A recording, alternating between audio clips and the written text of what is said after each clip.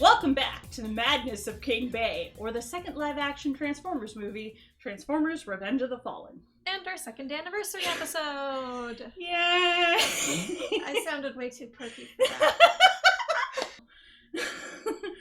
As with the first live-action film, if you like Revenge of the Fallen, then this may not be the episode for you, but we'll be back soon with G1 episode 41, so please join us then.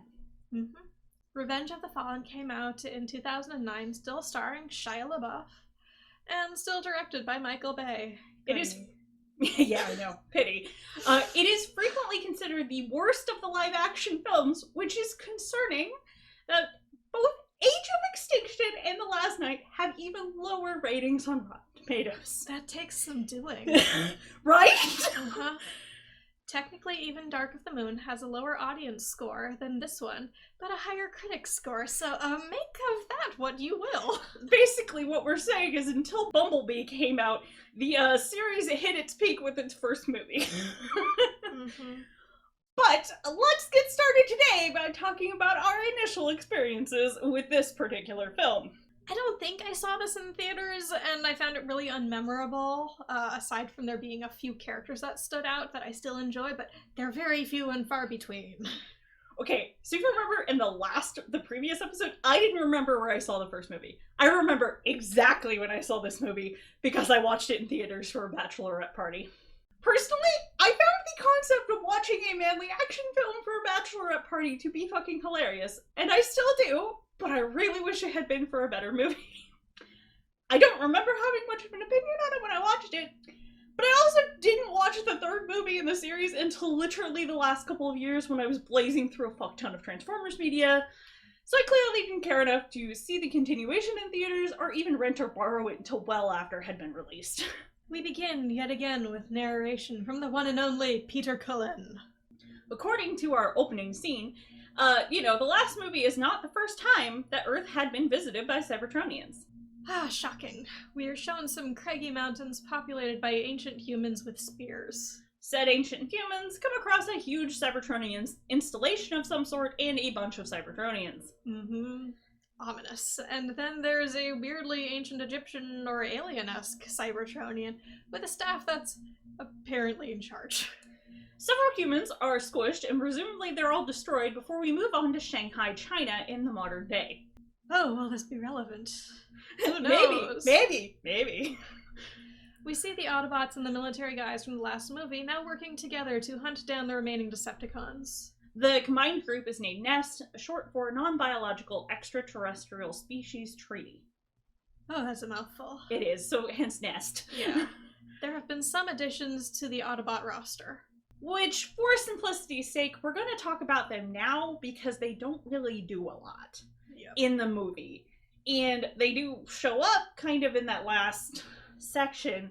But again, very few of them even have lines. I think aside from Optimus, the character with the most lines might actually be Ironhide. Yeah.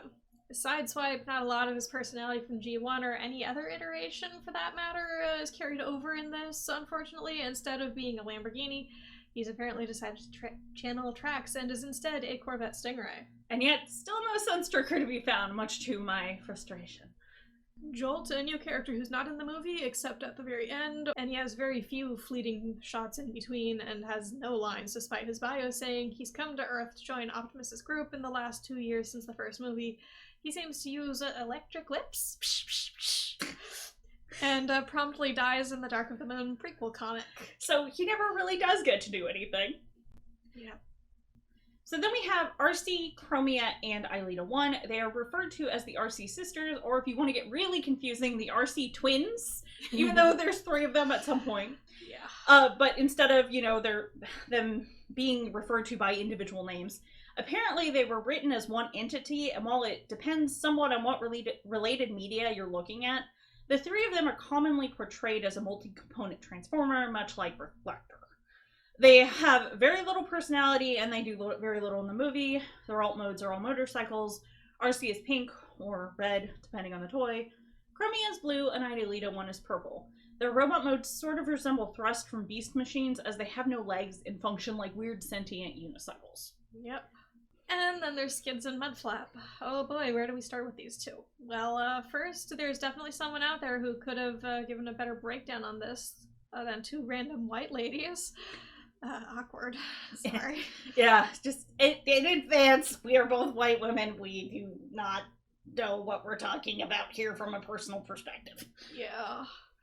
So we're just going to sum it up with in an extremely generalized way. There was a lot of backlash for these two characters due to them possessing a number of racist African-American stereotypical traits that at worst point to the people involved being racist in their own regard, or at best, really not thinking through how this was going to come across to the audience. They've been referred to as comic relief in the same vein as Jar Jar Binks at several points, which is, I think, a good comparison for our purposes. And like the other 5 characters we just rattled off, these two will feature somewhat prominently in the movie, so we'll talk more about them as they pop up. At least kind of in vague sentences, because, as we said, none of the characters really do very much in this movie. Yeah. Even the ones that are in there for the bulk of the movie don't do very much in this movie. Yeah. And then our returning Autobots from the first movie are Optimus Prime, Bumblebee, Ironhide, and Ratchet. Mm-hmm. We see Nest surround a construction vehicle that transforms into a huge-ass robot mode and begins wrecking shit. Yep, things go boom and everything's extremely orange and blue regarding the lighting and environment.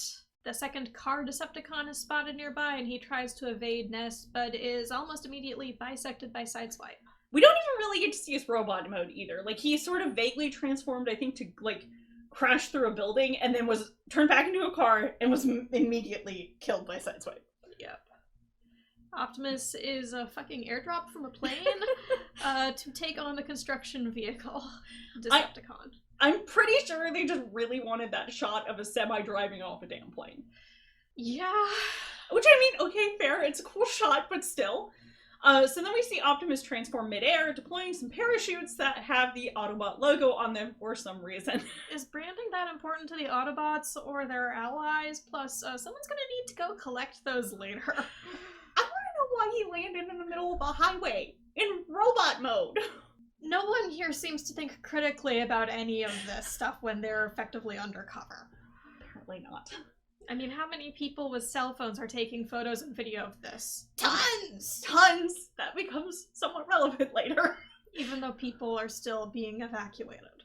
Well, yeah, it said people were being evacuated, but then to all these shots that happen here, you still see a bunch of cars on the road. Yeah, and stuff people while still this in is their happening. homes. Yeah. Optimus catches the rogue Decepticon who tells him menacingly, "The fallen shall rise again." Hey, if it gets me out of this movie faster, I for one welcome our fallen overlord. Unfortunately, we've got like another 2 hours to go. Fuck.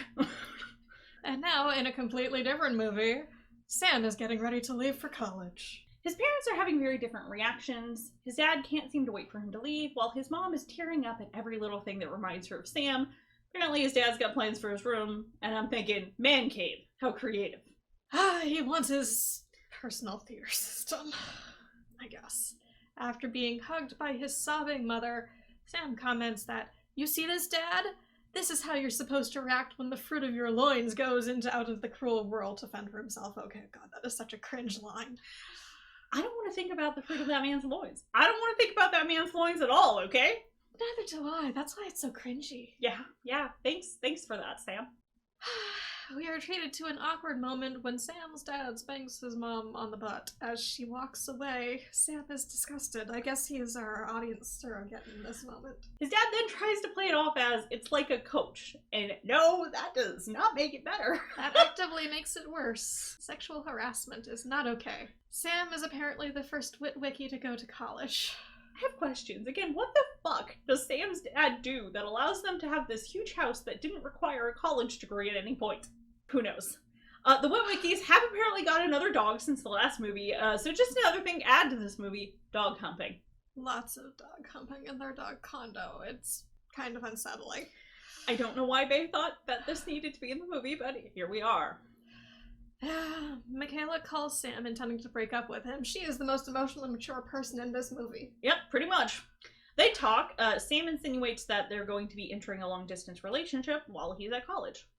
While they're talking, Sam pulls out an old ripped t-shirt, his D-Day shirt as he refers to it, which is apparently the shirt that he was wearing during the battle in Central City from the first movie. This is important. This is a plot point. Yeah, we also have to assume that he has never washed the nasty shredded clothes from that day, because I suppose he wants to hold them and relive the memories of being chased by giant alien robots that want to murder him. No clue. Sam does try to convince Michaela to move near the college he's going to, but she refuses. Her father's been released from jail since the first movie, and she insists on needing to take care of him. That should not be poor Michaela's responsibility, but she is the most responsible person in this movie. Well, and I get it, right? Like, her dad just got out. Presumably, she has not really been able to live with him for years.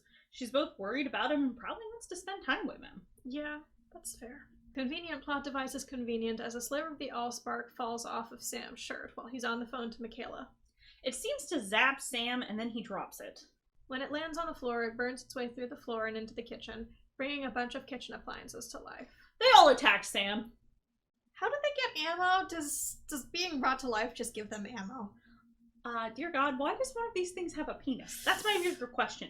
Furthermore, why is it shooting things out of its penis? Because Michael Bay. That's all I got, man. Bumblebee bursts out of the garage and begins shooting at the little Decepticons, saving Sam's sorry ass yet again. Maybe Bee should be trying to smash them instead of shooting at them. They're on the front lawn at this point, so all I can think is their neighbors have to be able to see this. Oh, I thought this was in the back lawn, but I'm not sure. Like, they're outside. He's no longer in the kitchen. He's trying to shoot Decepticons outside the house. It probably is the backyard, but I don't know. Sam yells at Bee to get in the garage. Way to micromanage your giant robot bodyguard / friend. Again, it's like you'd yell at a dog or something. Bad Bumblebee, bad. Of course, Bee smashed out of the garage, despite having a perfectly good door in front of him, and then re-enters through the hole he had previously made. Sam's mother is not happy about the surprise kitchen renovations, but Sam's dad calms her down by telling her that the government will pay for it all. I'm so glad to know that this is where my taxes would be going to in this universe. No, it's definitely worse than some of the other things they could be going for. I suppose that's true. Sam's mom is like, fine, but I want a pool and a hot tub, and I quote, and I'm gonna skinny dip, and you can't say shit about it! And quite frankly, that woman's put up with a lot of stuff. I respect, as long as she's got a good fence, her right to skinny dip in her own yard. Yeah, they need that privacy fence. Sam goes into the garage to tell the audience, Bee, how Bee can't come to college with him. For reference, ignore the bit in the last movie where Bee talked, because that's just going to be ignored for like 3 freaking movies. Yeah. To calm Bee down, he says, "You'll always be my first car." Not even you're my best friend, you're my first car. Congratulations, Bumblebee. You're my possession. Pretty much. That's creepy. Sam gives the Allspark shard to Michaela for some reason, because Michaela shows up at the end of all of this. Right, like everything has exploded. Michaela's out there looking lovely with a bouquet of flowers. Yep, instead of calling the Autobots or giving it to Bumblebee, nope, it is given to Michaela for safekeeping. She is the most sensible person out of everyone here. Yeah, it's not that I don't think Michaela can keep it safe. She manages to do so quite swimmingly through this movie, but it's rather thought that she can use it at all, and it could potentially be dangerous for her to have it on her person. Yeah. And Bee is right there. It's not like he couldn't give it to Bee and tell Bee to take it to the Autobots. Yeah. That would be a lot more sensible, though if they'd done that, it might have been put in with another thing that happens later in the movie. True. Anyway, they smooch, words are said, and a somewhat sappy 2000-era love song plays. Meanwhile, no one seems to notice the toy remote-controlled truck that's being controlled by no one. A remote-controlled truck that is somehow communicating with outer space, and somehow this character will be vaguely important. Shush, my boy is here! Soundwave shows up and takes over a surveillance satellite. I'm sure I've mentioned this before at some point, because I know I've said this multiple times, at least to Specs. But yes, I actually like the Bay version of Soundwave. He's not in the movie much, but having him take over a satellite and spend the rest of the movie gathering intelligence and sending troops out, feels very in character. Keep going, baby. His design is still garbage. just like everybody else, though. And his voice sounds very nice. That's because it's actually Welker. He's allowed to be in this movie, doing a sizable chunk of the speaking Decepticons even. This is not a G1 similarity I necessarily expected, but I do find it hilarious. Apparently, he also did the voice for Soundwave in a bunch of other language dubs too, which, while interesting, I have to question why. It's not like Soundwave's voice would have necessarily sounded the same in those other languages in the original G1 dub. It just seems like an odd decision. Money. I mean, kudos to him for attempting it at least, but I still don't know why they did it. Back at the Nest headquarters, we see Mudflap and Skid's shenanigans, and they're unloading dozens of bodies, presumably soldiers that died in Shanghai. That's welcome to the morbid stuff that they don't spend any time on it at all. Why is Sideswipe silver? You had one job, movie. One job. Sideswipe is a little red sports car. This is like his defining characteristic. Surely this was doable. I don't think anyone involved in making the movie was a very big fan of G1 or wanted to maintain, artistic integrity with regards to that. Yeah, I know. What am I saying? I think the actual reason is I've heard red is harder to film. Oh, that might be. But I don't. Because I want to say, and I'm sorry if I'm incorrect, I want to say that's actually the reason Optimus's color scheme got changed around quite a bit, and why he's got more blue on him. So, a jumped up government official shows up at Nest headquarters. And I think we all know where this is going. This will be our bureaucratic bastard for this evening. Yeah, the wimpy suit who keeps getting in the way of the army men and their real job. America! Sorry. And here we have a lovely shot of Optimus transforming. It's like some nice rotating thing.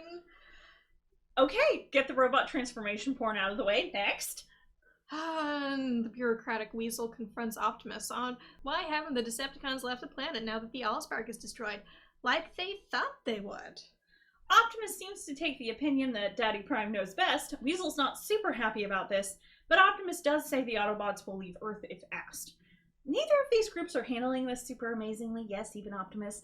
Both sides have a point if they'd stop trying to wave their metaphorical dicks around and actually talk from a position of respecting each other's expertise. I'm betting this would go a whole lot better. Probably. The Nest members back Optimus up.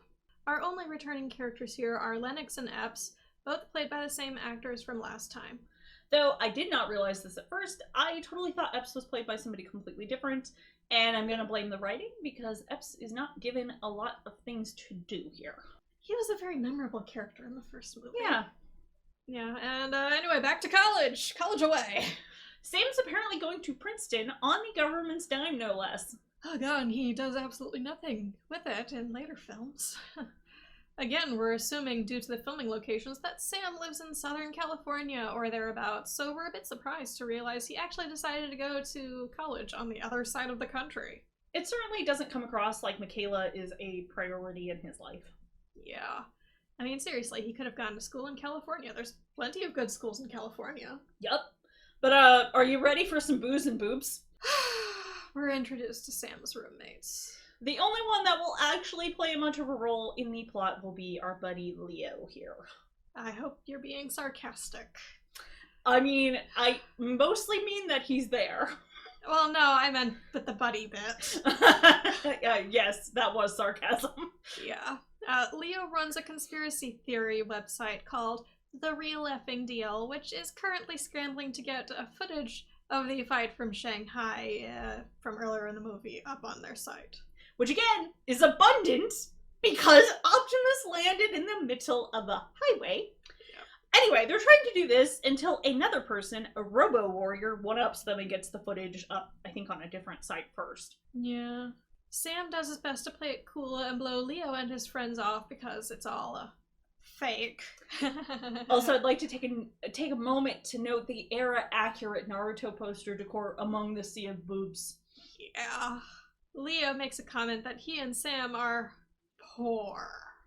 Alright, sit down and buckle up, because this legitimately pissed me the fuck off. So to rant for a moment, let's go back down the checklist of Sam's white fucking privilege, shall we? He lives in a big house in a nice neighborhood in what we are assuming is Southern California, which is not a cheap place to live. His parents have enough time for leisure activities, and in fact, go on vacation in Paris after dropping Sam off. Yep. His dad bought him a car in the last movie, and yes, he was very much implied to be being a cheap ass at the time, but at no point is there any indication he couldn't have bought Sam a nicer car. And the car that he's driving when he, jokes him around on what type of car he's going to get him, it looks like it's a fancy, expensive car itself. That's also true. Speaking as someone who grew up in a lower income rural area, and I say this, not even remotely being the worst off in that area, our floors were rotting out. Every time we had a heavy rain, we had to run to the windows with towels because so many of them leaked. And more applicable in this situation, my family did not have the money to save up for college for me or any of my siblings.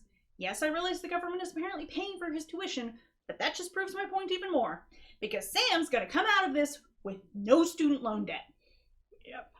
So, pour my fucking ass. Uh-huh. Sam's mom shows up at his dorm room, high as a goddamn kite, because she apparently bought and ate some brownies from the bake sale, not realizing that they were weed brownies. And she's just gonna be a punchline for the next several scenes. Sorry. Yeah. To just list a few of the things that his high as a kite mother does, he talks about him losing his virginity loudly and kind of at length to various women in the hallway and in the surrounding environs, mentioning that his car is a talking robot, tackles a dude for some frisbees, and petitions Sam's dad for sex on the campus green. Considering how much she ate, it's very likely she will need to go to the hospital because her knees may attempt to kill her. Then we cut to Soundwave, apropos of nothing, ejecting Ravage into space. Look, I get him for 10 seconds, I'm going to fucking enjoy it. Ravage's design here is very prominent with the pointy bits and teeth. And, and he lands near a US military base and runs over to a pipe sticking out of the ground and basically ralphs up a bunch of itty bitty butts into the pipe. So just say, Soundwave's baby had babies. This clearly makes Soundwave a granddad. All the bots fall down the pipe, and once they're at the other end, meld together to form a new bot that is... He's interesting, at least visually, in that he is basically flat, so he can be borderline invisible when he's looking head-on at something. He looks like a knife raptor. This thing's name is Reedman, and he doesn't show up except in this one scene. He also brings our Decepticons voiced by Frank Welker count up to 3 after Soundwave and Ravage. Reedman? Reedman, yeah. I looked at the wiki and I was like, that's a terrible name, but that's the name. I am judging whoever named that. So hard. Well, aren't we just judging the entire movie? Well, yes, but Reedman. Fine now, man. Another piece, aside from Sam's piece, of the Allspark is being held here, so Reedman gets to work stealing it.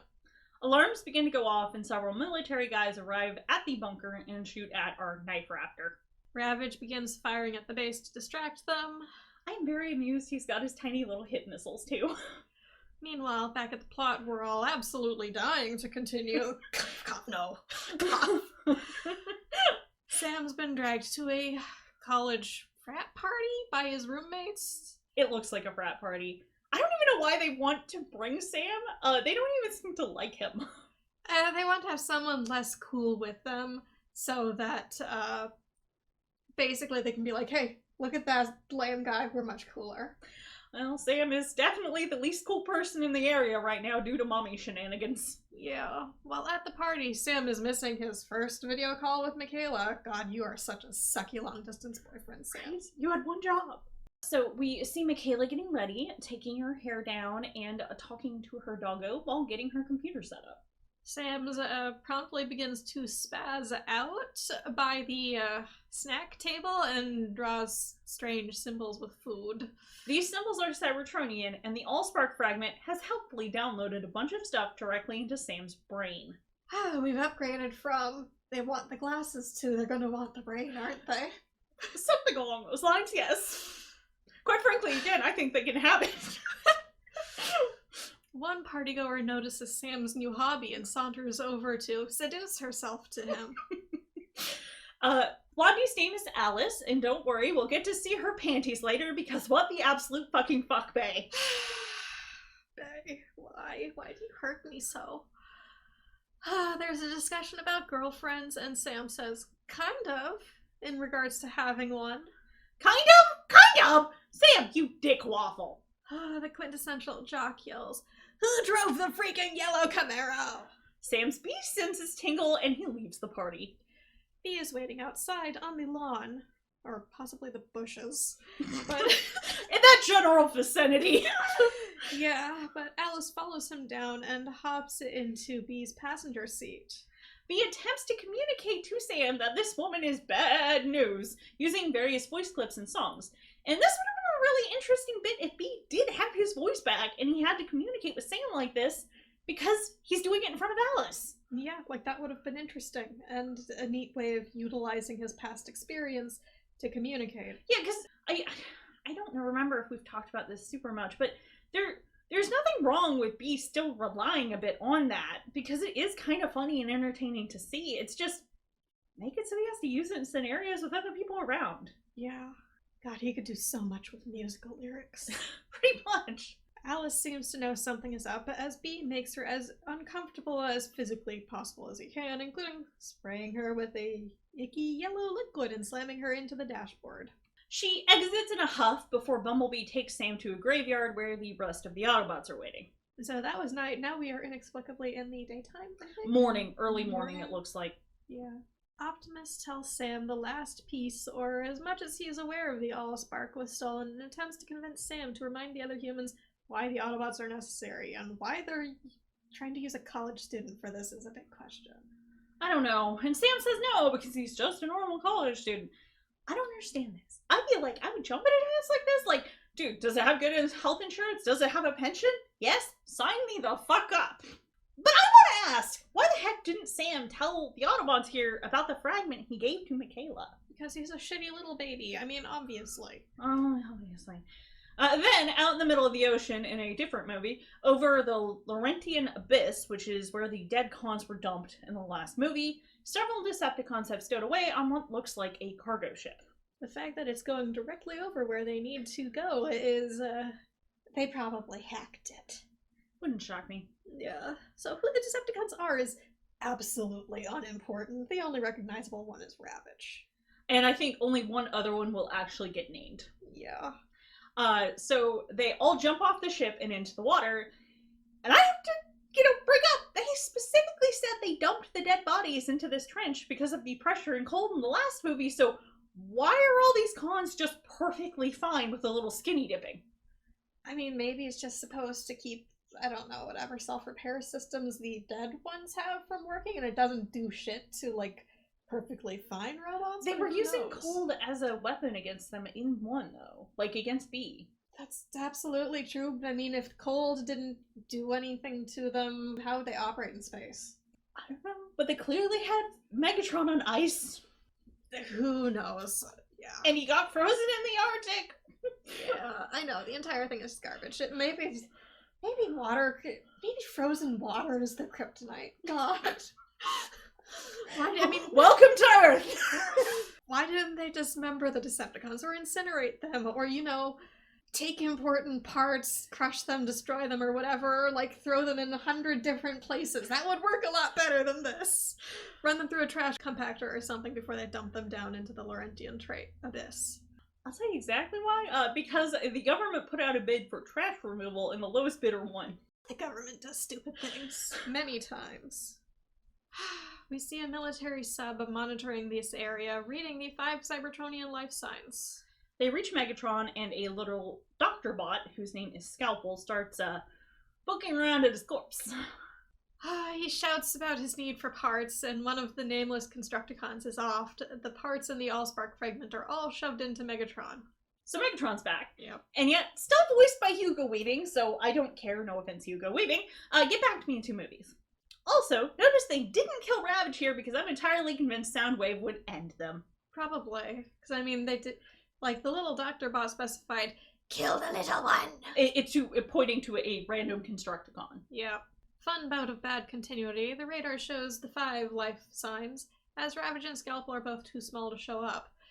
And then when they come up, they have 6 life signs, but you'll remember they had to kill a Constructicon down there, so it should be the same number, even with Megatron in tow, or maybe they brought other Decepticons back to life. I don't know. I don't think so. We never see them. They could have brought Blackout back to life, but we'll get into why they didn't later. I mean, maybe they brought Scorponic? Nope, Scorponok never died in the first movie. Oh. Yeah. He just, they got his tail. Like the right. army guys cut off his tail, but then he disappeared. Oh, that's right. Megatron's apparently salty enough at humans, though, in general, to smash through the military sub on his way up. So all those people are dead now. He'd do that even if he wasn't feeling salty. You know that. Oh, yeah. He's a bastard, but, you know. Megatron flies to one of Saturn's moons where the Nemesis is being, is parked and is used as a base by some of the remaining Decepticons, which includes our old buddy Starscream. And he knocked Starscream around for taking over the Decepticons while he was away. While he was literally fucking dead. So we are introduced to the Darth Sidious to Megatron's Darth Maul. Including liberal use of the word disciple. So much sighing. This is the Fallen, whose name we will not find out in the movie itself, because it would be really fucking confusing to have Megatron and his master Megatronus running around. Also, a bunch of little baby robots and pods on the wall. Robot eggs. So many robot eggs. But no, really, I'm not sure we can explain that any better than we just did, so just roll with it. Yeah. Anyway, the Fallen isn't shown to have an alt mode in this, but once you see him, you do realize he was the Transformer that was shown at the very beginning of the movie while Optimus was monologuing. And, as kind of mentioned previously, he looks vaguely like the Queen from Alien, but, with eyes and a huge staff he fights with. And less arms, and no tail. Yeah. Apparently, though, only a Prime can kill the Fallen. Don't ask us how the fuck that works. I guess only a Prime can kill a Prime? Because wasn't the Fallen Yes, he was considered a Prime. But I still don't know how the mechanics of that works, what I'm getting at. Is it just a weird cultural hang-up? I don't know. That's what I'm saying. It's never explained. I know. This will get weird in a bit. It will. But they're like, so if we remove that one pesky remaining Prime, we'll be off scot-free. Yep. The Fallen explains that the Allspark cannot be destroyed, it can merely be transformed. Everything transforms on Cybertron. But right now, the Allspark is currently living rent-free in Sam's head. And I think he wants some goddamn rent. But I think we all want some goddamn rent for having this living rent-free in our lives. Right? Pay us for watching this movie. So, the Decepticons are going to go after Sam. Again. Kill Optimus, or at least make another attempt at it again. And presumably somehow use Sam's brain as the Allspark. But then Starscream walks in holding a dead robot baby, waving it around and saying they need more Energon or all the hatchlings will continue to die. Well, someone apparently... I just don't know why this is here. I'm sorry. I don't know why they felt the need to have Starscream motioning while holding a dead baby. Being a very bad nurse like that. Yes! But now it's time to go back to school! I already want to hit someone in this class. Multiple someones. Sam is sitting in on his physics class. With the absolute creepiest, filthiest fucking professor I have seen in a good long while. Innuendos, a god complex. This man is so many sexual harassment lawsuits. And a restraining order waiting to happen. This is not appealing. Who the fuck does this appeal to? I don't know, but I'm ace, so I'm possibly not the best person to ask. Is this a straight woman thing? Where the hell are we gonna find one of those this time of night? Sam starts freaking out like he was doing at the party, writing equations and stuff all over the board. He basically gets up and bulls his way into up to the front of the class and basically shows up the shitty professor. Bulkhead did this in Prime. I'd like to personally nominate Bulkhead as our main character instead of Sam. Oh, yeah, Bulkhead would be a much more fun character. Sam is promptly kicked out of the class because showing up the professor, and also the fact that the dean is apparently there. So that professor has been like this while the dean is there. Yeah, so obviously he's sleeping with the old lady too, is what I'm getting from this. That's creepy. It's even worse. I mean, this is a female dean. Yeah, female dean. Not just a random, male dean. I mean an older female dean. Oh, God. Sam calls Michaela mid-freak out and realizes that the Allspark has caused his little problem. So he asks her to bring the Allspark fragment to him on the East Coast. By the way, I would just like to take a moment to tell you this very important information. Michaela's dog's name is Bones. The little remote-controlled truck Decepticon, who we regret to inform you is this universe's version of Wheelie, is stalking around the garage where Michaela is. Wheelie clearly hasn't gotten the memo on, Michaela taking out a Decepticon with a power tool in the first movie, decides to be a dumbass and say, "You're hot, but you're not too bright," as he attempts to steal the Allspark fragment. The fact that Wheelie has some sort of metric for human attractiveness is honestly really concerning. Just a little bit.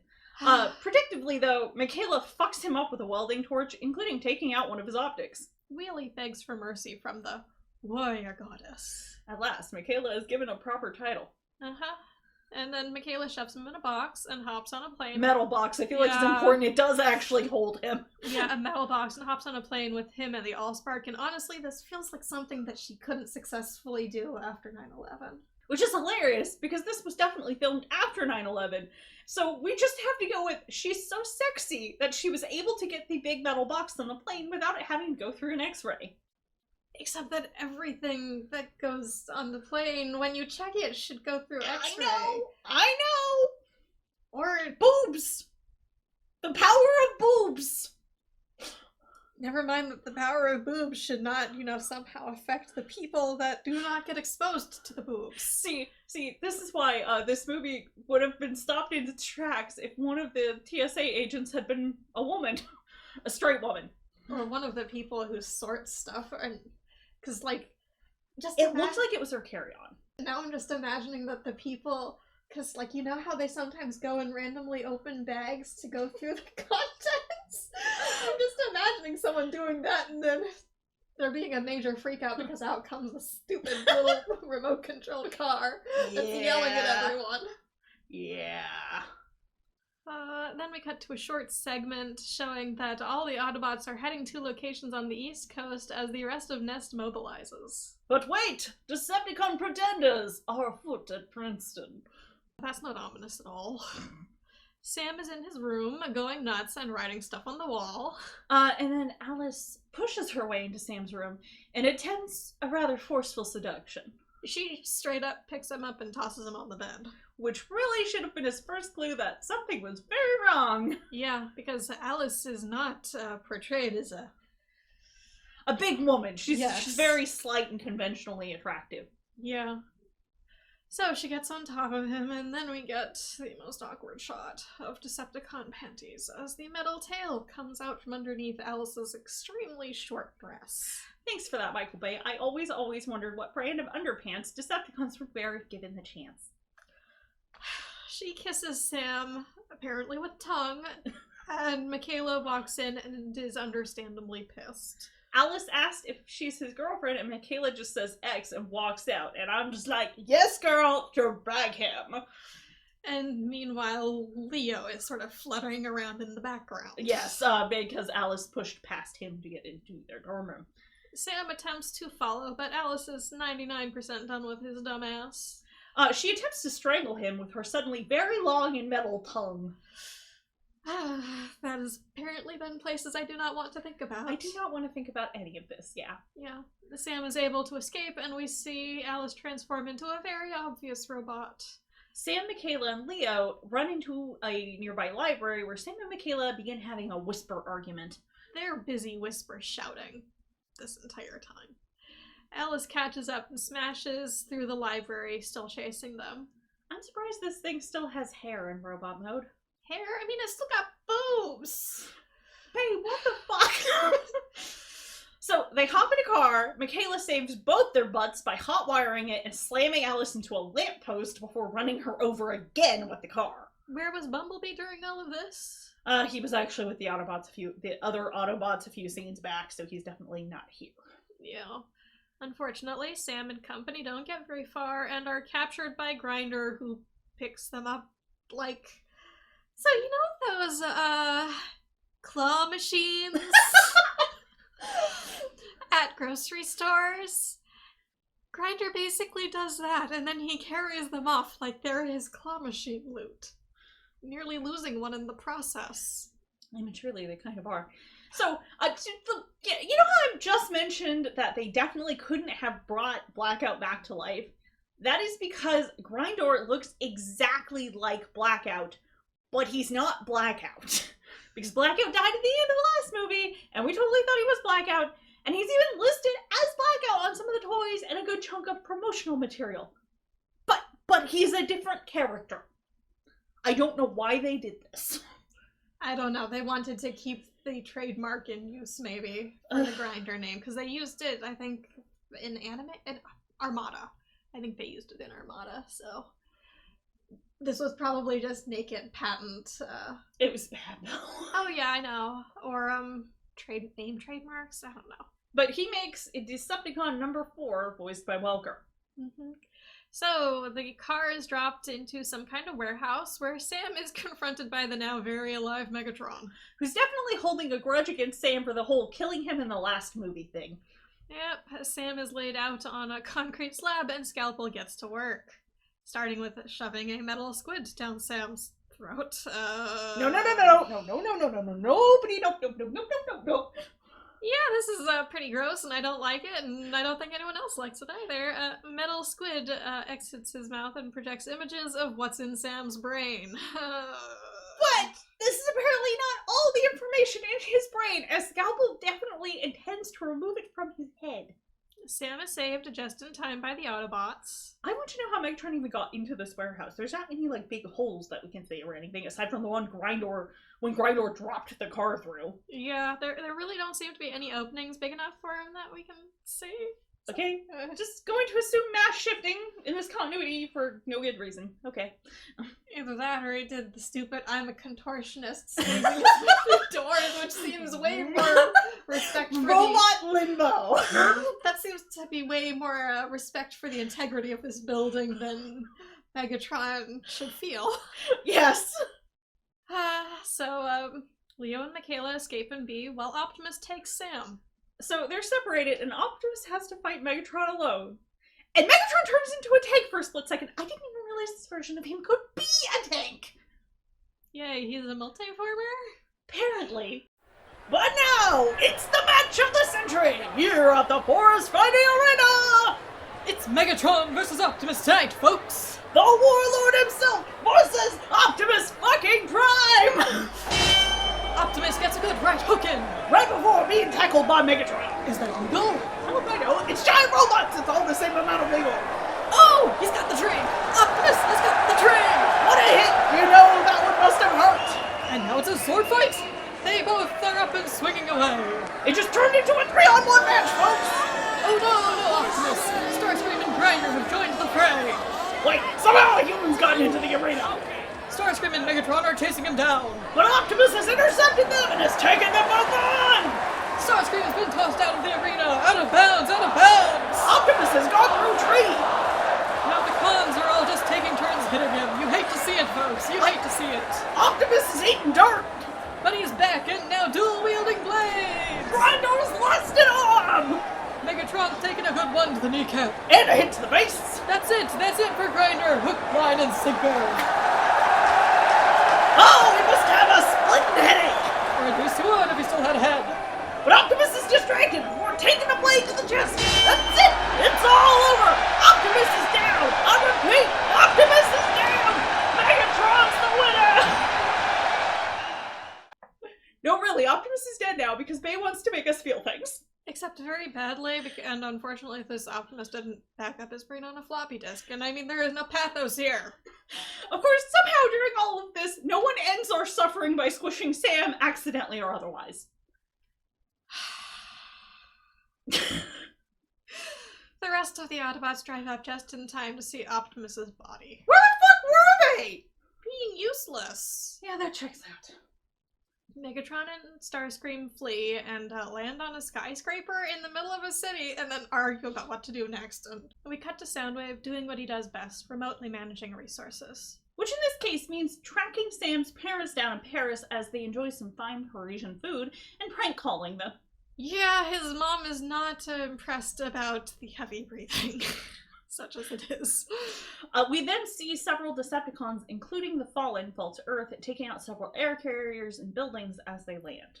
One of these Decepticons captures Sam's parents. The Fallen sends out a TV broadcast basically spelling out that he wants Sam turned over to him in order to spare the rest of the planet. The news story is shown, letting us know that worldwide the number of casualties is in the ballpark of 7,000, and well, that's not as horrifying as it came across initially, but...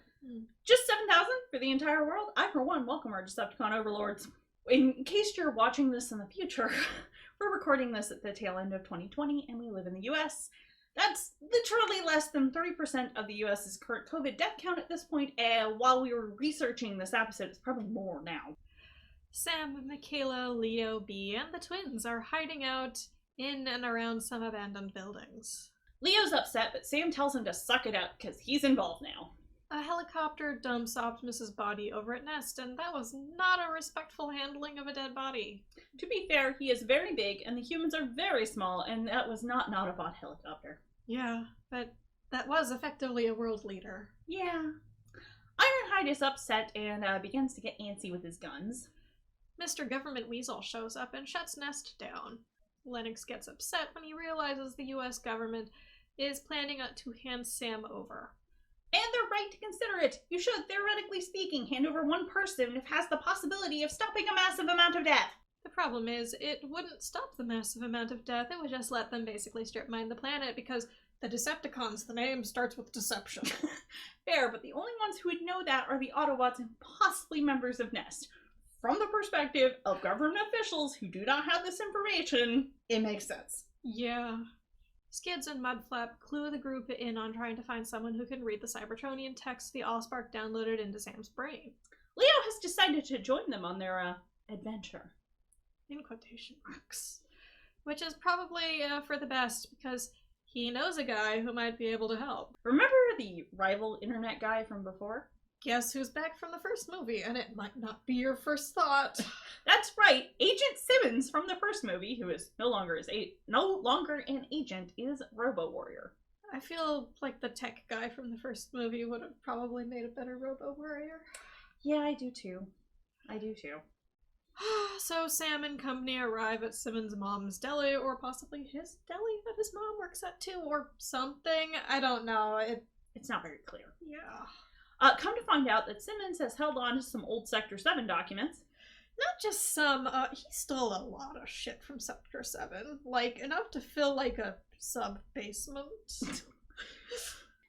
Now Michaela pulls out Wheelie, who has been in tow in the metal box, smooth-talking him into helping them. Wheelie also can't read the writing from before, saying that it's in the language of the Primes and that they need a seeker. I had completely forgotten they referred to these guys as Seekers until we watched this again. I kind of had a what the fuck moment. Same. Seekers in this continuity are ancient Cybertronians that had been tasked with traveling the galaxy looking for stars to use as energy sources for the Allspark. This is a little bit of a hint for something that might happen later. In a convenient coinky-dink, some of Simmons' old documents show several of these Seekers in their alt modes. Wheelie is able to identify an SR-71 Blackbird in the National Air and Space Museum as a Seeker. So off the gang goes to Washington, D.C. Outside the National Air and Space Museum, Simmons rips off his pants, revealing the Sector 7 thong to the audience. And then turns around so we can get the view from every angle. No, I did not need to see robot balls. I did not need to see hairy man balls. And I certainly did not need to see hairy man ass. I'm not even sure why he did this. I assume he changed pants, but I don't know why he did that right here in a parking lot in front of everyone. The pain, I don't know. And thus they come up with the most amazing scheme to get into the museum as it's closing. Leo's being a coward, and Simmons intimidates him a bit.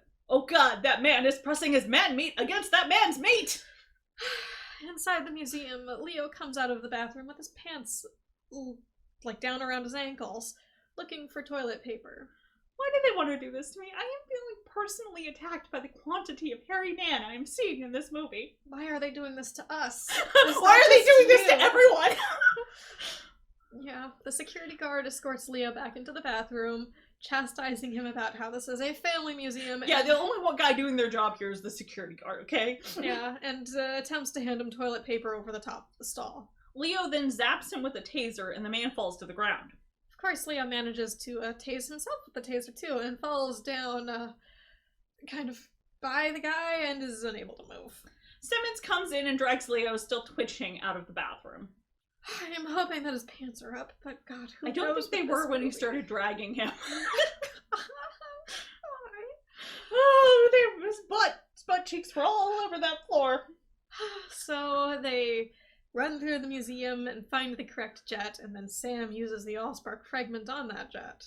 You would think that perhaps, before using an Allspark fragment to wake a Cybertronian up, you might check his goddamn faction badge first, but no! It's only after the jet begins to transform they notice the goddamn Decepticon symbol. We are introduced to easily what is not only the best robot character in this movie, but quite possibly the best character in the movie, period. Meet Jetfire. He's old, he's cranky, he's a delight, and he's got a pretty sweet-looking beard. Yep. And a cane made from his alt mode's landing gear, for extra old man points. Now, bit of a tangent, but in G1, you will remember Skyfire, our big sweetie pie scientist. Starscream's X, you can't forget that. Can't forget that, and also frequently utilized as a taxi service by the Autobots. Well, Skyfire is often named Jetfire instead, depending on the continuity. Name stuff is weird. Yeah, but this Jetfire doesn't have too much in common with our big old scientist. I just wanted to point out that he was clearly referencing him. But the one thing he does have in common, and the most important thing to the idiots we're following, is that he is a Decepticon defector. Mm-hmm. Jetfire attempts to fire at a large door to get outside, but is having some performance issues with his equipment. He is able to get outside, and so our party follows him into Arizona. And yes, we know that movies often have to be shot at other locations or fudge locations to make certain events work, but I find this one particularly jarring as they are clearly in a desert with mountains off in the distance, which does not line up with the geography around Washington, D.C. Yeah, considering that it was a swamp. Definitely not a desert with mountains. Yeah. This part was actually filmed at the 309th Aerospace Maintenance and Regeneration Group, or the Boneyard in Tucson, Arizona. Jetfire gives a speech about how being an Autobot or a Decepticon is a choice. An intensely personal choice, even. And Willie's like, holy shit, it is! And proceeds to start humping Michaela's leg. Charming.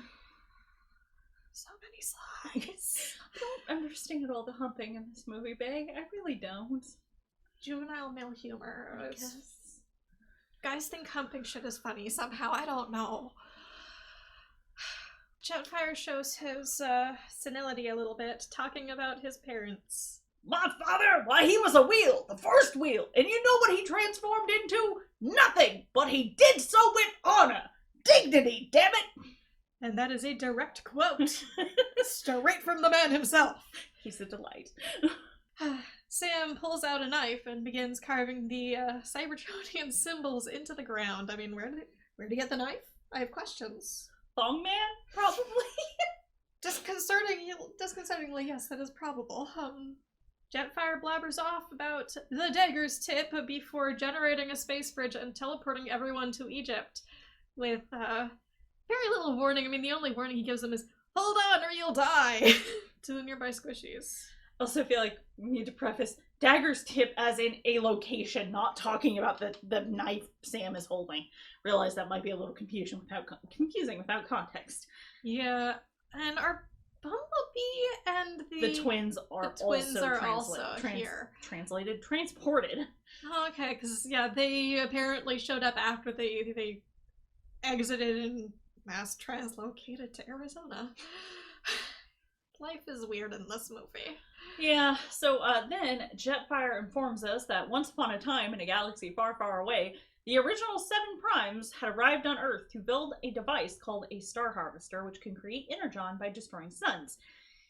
Wait, 7? Did they just pick a number at random? Probably. I don't think whoever it was making this movie cared about the lore that was in other parts of the series. at least 7 is also a prime number. Yeah. I mean, heck, I don't remember if they had a different number in Cybertron, because Cybertron, I think, did have a list of primes. I think the number's usually 13. Yeah, but it's just I don't remember when that number came up. Okay, If it was fair. before or after this. Yeah, and while they had a rule about not destroying suns that supported life, the Fallen decided that the humans sucked and tried to turn it on anyway, because He's a dick. he was basically the equivalent of a pissy house proud lady whose house had a mouse infestation. And he wanted to demolish it anyway, but the humans are the mice in this metaphor. The primes tried to fight him, but were unable to actually defeat him. Considering that only a prime is supposed to be able to defeat the Fallen, this is somehow extremely disappointing. So they took the Matrix of Leadership and sealed it in a tomb made of their own bodies. The Matrix of Leadership is a reoccurring MacGuffin in the Transformers lore, but for some inexplicable reason, in this continuity, it is basically just a key for the Star Harvester. Well, I think it also has some other purposes, considering what they end up using it for later, but yeah, it's primarily just the Star Harvester key. Jetfire conveys that Sam needs to find the Matrix of Leadership or they're all fucked. I mean, what happened? Did turning on Jetfire completely destroy the Allspark fragment, or is it just dead now? Could they use that to reawaken Optimus's body? I mean, yeah, you would think, right? Because, like, that's how they brought Megatron back, but nobody thought of this. I mean, didn't they already have a thing that they could have used to just wake Optimus up? Maybe? I don't know. Moving right along.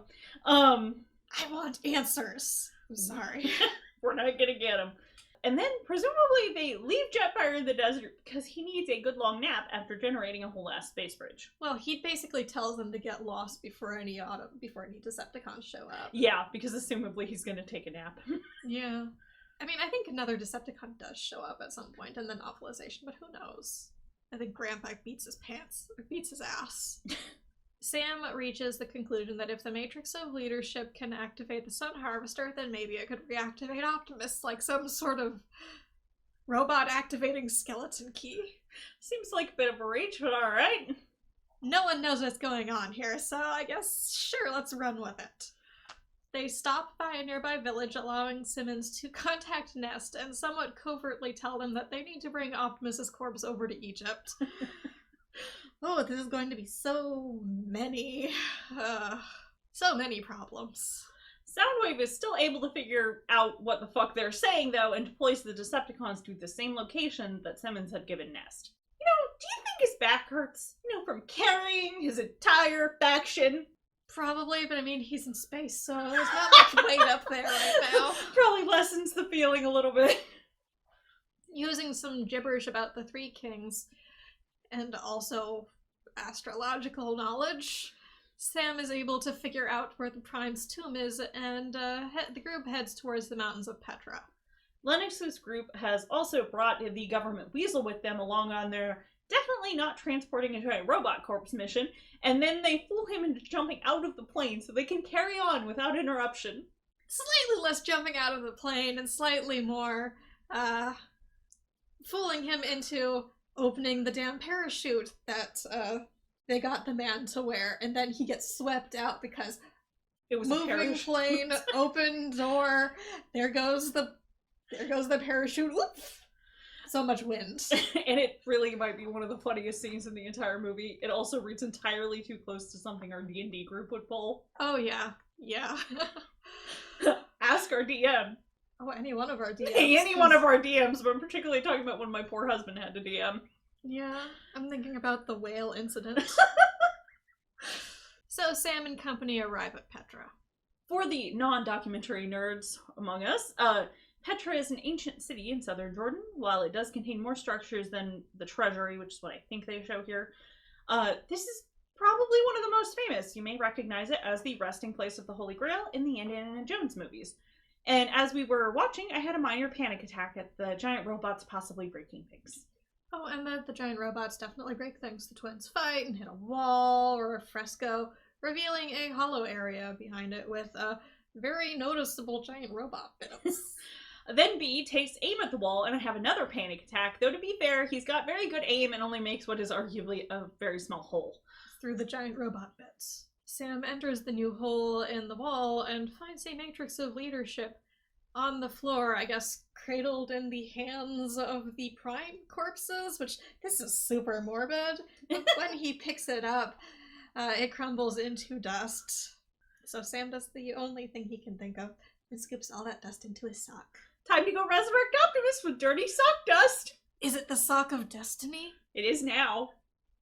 I guess it awakens giant robots but leaves buildings standing.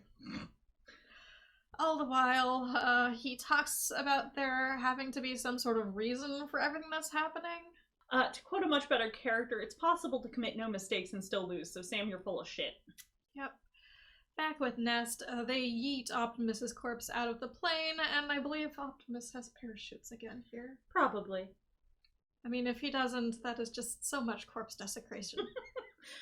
And it seems like we arrive back where we started in the first movie, as it looks like they're back in that little desert town where the fight with Scorponok took place. You know, they're just gonna destroy it again. And if that's not that same town, it looks extremely similar. Starscream begins firing on Sam and Co. as they head to the rendezvous location with Nest. The group splits up in order to draw the fire away from Sam. Leo, Simmons, and the twins head off. B heads off in another direction, and then Sam and Michaela head towards Optimus's location on foot. This seems like a bad allocation of resources, but okay. Nest also spots Starscream, but he has released an EMP burst, cutting off all our communication. Government Weasel, however, has landed safe and sound and is able to reach, and annoy, the Nest headquarters. Yep, and Nest headquarters is frustrated that Weasel can contact them, but they can't contact Lennox's group. Simmons' group stops once they realize Starscream has stopped following them. Megatron and Starscream, none too gently, land on the Great Pyramid. God damn, we're defacing World Heritage Sites? Well, the Egyptian authorities would definitely have a case against them for this, because you know they charge people with doing dumb, ill-advised things on the pyramids. I don't know how you're gonna get money out of Megatron, but alright. I'd go with the blood from the stone thing and literally selling off materials from his body, but who knows. That's also very morbid. Megatron orders an attack, and Devastator forms out of more than the requisite number of Constructicons from G1. And Devastator makes our last Welker voice con for the day, bringing our number up to 5 out of 12. Yeah. And spoiler alert, Devastator looks nothing like G1 Devastator, and also this is in like the same location that Simmons and Leo are at. Yup. Sam and Michaela, though, are continuing their march towards Nest, all the while trying to avoid Decepticons, and thus hide in one of the nearby houses. I like the lighting in this scene. The lighting is very nice. So one wall is mostly structured from glass bottles, you know, provide some very nice ambient lighting without the need of electricity. It's very pleasant. It's a very pretty look. Then we get a really nifty scene of the Decepticons looking for them. That's basically one big, long, continuous shot of it going out of a hole Sam is looking out, going around the scene, and then going back through, I think, the keyhole for the door to the house they're in. Yeah, that sort of continuous shot's very nice. You don't see those very often. Sam catches a tiny Decepticon bug that comes through the hole, leading to them being found and the house's roof being ripped off by Starscream. They attempt to escape. The twins begin to fight Devastator, while a combiner tries to eat everybody with his horrifying trash compactor crusher mouth. Mudflap is eaten, but doesn't go down easy and punches his way out of Devastator's mouth. The Decepticons reveal that they are holding Sam's parents hostage. But they're all saved by the timely arrival of B. Ravage is killed when B rips his entire body off his spine? How does Ravage keep ending up in 2 pieces in these things? I think technically he might be in more than 2 pieces, but... Well, I'm just saying, there was the spine in one hand and the rest of them in the other hand, at least from my memory. I know, it's just... God, unfortunately this feels a whole lot like shucking an ear of corn. God, yeah. I'm sorry for that image. Sam tells B to take his parents out of danger once they've gotten them away from the cons. Sam's dad argues with him in what we're assuming is supposed to be a counter to his no-caring attitude about Sam going off to college in the movie. One of the only positive things is his dad's character is that he does seem to want to take care of his son. Pity he doesn't show it more. Yeah. Okay, tangent, but you may have noticed we're being less descriptive about things that are happening at this point in the story. That's because we basically hit a point where the remainder is a gigantic action scene and not really much else. Yeah, it's a whole lot of punch, punch, switch scene, punch, punch, switch scene, yeah, shoot. We're trying, but if something doesn't really make sense, it's because stuff is swapping and not a lot is happening. Oddly enough, this movie is actually a good example of why you should keep things simple from a storytelling perspective. And yeah, I know if you examine the basis of this movie's plot, it is pretty simple, but instead of just, actually going from point A to point B, there's just a ton of waypoints kind of getting in the way of the actions actually happening. We'd better go over to this set for yet another action sequence. Nothing that's happened in the last 30 or so minutes has really mattered to the overall plot, because it's just action sequence, action sequence, action sequence. Yep. Dirt, explosions, running, falling down. Rinse and repeat. There is nothing of substance here. Speaking of pointless, it's back to Simmons for absolutely no reason.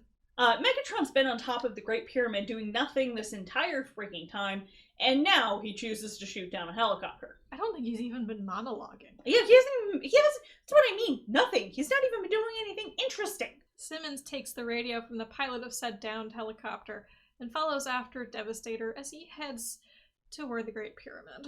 American Army porn. And Air Force. And Navy, probably. Yeah. Sam and Michaela are spotted by Ironhide and V3 RCs. 2 RCs are downed by some cons after their one speaking line in the entire freaking movie. Devastator begins climbing the Great Pyramid. Is Megatron waiting up there for Devastator? Is it just too much work to wreck the pyramid by himself? He's got all of these lackeys. He wants the lackeys to do shit for him. Oh, Lord. Simmons follows and contacts the Navy. Okay. The only thing I can think of here is that they needed Simmons to do something. Otherwise, why the heck do they call in military reinforcements, then call in yet more military reinforcements? More American Army porn.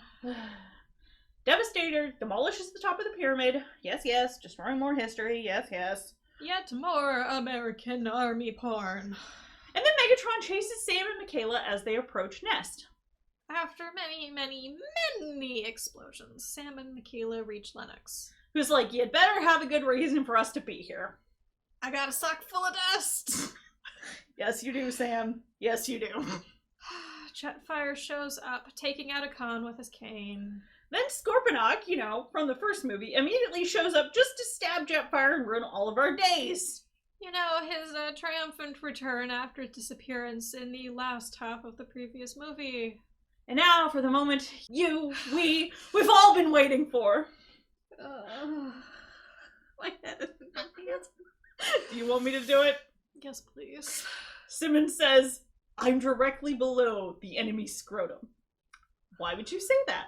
Why would you say it like this? Why wouldn't you just say I am directly below the enemy? Why did you feel the need to add the word scrotum to that sentence? The enemy's anatomy should not be that important, but I guess Bay thinks balls are important. Hilarious. Important and hilarious. God. Devastator comes to pieces after being hit by an experimental Navy railgun from the ship that Simmons has been contacting. Yeah. Back with Lennox and company, Epps proves yet again to have one of the best lines in the entire movie. They throw some smoke grenades to provide a target for the Air Force. Unfortunately, the smoke's just a teensy bit too close to the party. Epps responds with, it wasn't my best toss, okay? In the ensuing chaos of the airstrike, Sam runs ahead to try and get to Optimus, and Megatron appears out of the smoke to shoot him. Or to dramatically close in on him, I guess. Megatron gets pushed back by some of the Nest covering fire and nears away very awkwardly. Except what's this? Sam's dead. Woo! Michaela's not so happy about this, though. Sad music plays. Dialogue can be heard faintly as Lennox and the Nest crew begins CPR. His parents show back up. Again. For what purpose exactly? I think this would have read just fine with Michaela just being the only one sad about Sam. I don't know if this is their attempt at pathos, but it kind of sucks. I mean, I know that the audience is supposed to feel bad that this guy's dead, but... I don't! They did a terrible job of making me care. But now is the moment where Michaela tells Sam that she loves him. They had a whole thing about this earlier in the movie we really didn't go over, but they were having kind of an argument on who should say I love you first, blah blah blah blah. Nah. But now, a window into Sam's psyche. What? You mean it's not just going to be boobs, boobs, and more boobs? No. The 7 primes appear in a vision to Sam. Oh god, does this make Sam a prime? I really hope not. Oh my god! One of the primes is voiced by Bulkhead. And by Bulkhead, I of course mean his voice actor, Kevin Michael Richardson. A man with a huge filmography that I guarantee you've heard at least a dozen or so things that he has done, if not more. The primes tell Sam that he is worthy of being a prime. Well, why do you have to hurt me in this way, and by extension, everyone? The magical sweaty sock dust reconstitutes into the matrix of leadership. And I mean, I'm kind of concerned that some of the remaining sweaty sock dust is now blowing away, or maybe this sock will be some sort of horrifying museum relic. Considering what he did with his shirt, I wouldn't be surprised. But I don't really care, because this just means the movie is getting closer to its inevitable conclusion. Fair. Sam then takes the matrix and stabs it into Optimus's chest. Stabby stab? We bring him to life by giving him another stab wound? Magical stabby stab? I think this is how you get robot zombies. Good thing nobody had any dark energon on hand. Or the hate plague. Of course, the matrix is immediately snatched up by the Fallen. Because we want to have our cake and eat it too, we need to bring Optimus back to life, and also to get the giant sun stun gun going too. So the Fallen activates the Star Harvester. High levels of shut up and die are reached as the Fallen finally reveals some amount of fighting prowess with a bitchin' anti-gravity staff. Yep. Jetfire, who has been sort of hanging out this entire time having a giant hole in his chest, sacrifices himself to upgrade Optimus so that he can go fight the Fallen. Jetfire, buddy, sir, you deserve better. He did. Here's one of the few scenes where Jolt is visible as he helps Ratchet get Optimus battle-worthy. Yeah, the electric whips were somehow needed for this for some reason. Somehow. Optimus, having gained the power of flight, begins to fight Megatron and the Fallen. But not before destroying the Sun Harvester. Megatron's face is badly damaged as Optimus moves on to the Fallen and rips off the Fallen's face, saying, and I quote, "Give me your face." Then Optimus rams his hand through the Fallen's chest and rips out and crushes the Fallen's spark. Starscream, being the sane one here, suggests that he and Megatron flee. Megatron, considering that he is dealing with both a head injury and a missing arm from the elbow down, takes Starscream up on his offer. The Fallen having been defeated, Optimus returns to the ground and shrugs off all of Jetfire's parts. You couldn't have kept anything? The gun? No? Nothing? Was it a frame thing? Did you miss the slimmer frame, Optimus? Just be honest here, I mean, maybe you consider it kind of morbid having, like, corpse parts on him. I mean, that would be... I know. That would be kind of morbid, but yeah, it feels like it's just showing disrespect to Jetfire's sacrifice. Then we move back to Sam and Michaela, interspersed with shots of Nest, the Navy, Simmons, etc. Ah yes, soldiers, brothers in arms, kissing! Soldiers, brothers in arms, kissing! Sorry, I was just, like, my brain put those together at first, and not what it actually was. I mean, to be fair, that would probably be a more interesting movie. Yes. Optimus thanks Sam for saving his life. And I have many questions, Optimus. What did you see, Optimus? What did you see? And we end with an Optimus monologue about the two races working together in the future. Oh, Optimus, you're just gonna be discarded in 2 movies, sweetie. Don't trust the US military. We do not have a good track record. Yep. Linkin Park, much like the first film, plays us out as the credits roll. And thus we are divided from the rest of the movie. A new divide, if you will. Oh, is that a name drop? It's the name of the song. Or title drop, yeah. Alright, so what's your take? Wow, I really don't like that movie. The last 30 minutes, hour, whatever, felt like an eternity where the only thing happening was explosions, and robots maybe punching each other, and I just didn't care about anything that was happening. The early part wasn't really much better, but at least the characters, were talking to each other. The writing overall isn't good for, dialogue, and again, some of the events just kind of feel like, why did this even need to happen? And I do think it's worth mentioning that this was filmed during the 2007 writer's strike. Additionally, regardless of how bad I personally find the dialogue, I still have to give props to Peter Cullen's performance of Optimus. Even the first time I saw this movie, I was sad that Optimus died. And keep in mind, at the time, I didn't know anything about Transformers, aside from seeing the first movie. I feel like Cullen puts a lot of heart into his performance of Optimus, and I really can't think of a time where it's felt like he's phoned it in, and I really do appreciate that. Even here, even with the give me your face line. What did you think, Specs? Well, I don't have nearly as much to say as you did. I liked Jetfire. The SR-71 Blackbird is a very neat plane, and I liked it before this movie came out, so I liked him for more than one reason. But he was cranky and delightful and Jet, and the best part of the movie. Everything else was just kind of painful. Yeah, I think that's fair. Yeah. I liked Michaela too. Yeah. But say goodbye to her, because she's not going to be in the next movie. This is the last one with Michaela in it. I think she got the better part of the deal. Pity we can't make as graceful of an exit. Yep. But that's it for us now. We will be posting another episode where we go into more detail on what we personally would have wanted to see in this movie.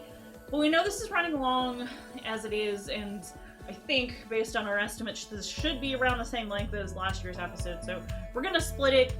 We are also aware that you personally may not care about us trying to, basically fanfic fix this, so... Remember to check us out on Tumblr or Pillowfort as Afterspark-Podcast for any additional information, show notes, or links we may have mentioned. You can also find us on Facebook and Twitter at AftersparkPod, all one word, and various other locations by searching for Afterspark podcasts such as AO3, iTunes, Spotify, and YouTube, just to name a few. And feel free to send us questions on Tumblr, YouTube, or AO3. As always, thank you so much for listening. Happy, probably belated by the time this is posted, holidays to everyone. 2020 has been a hell of a rough year, so please stay safe. And we will be back with more normal episodes soon. Toodles!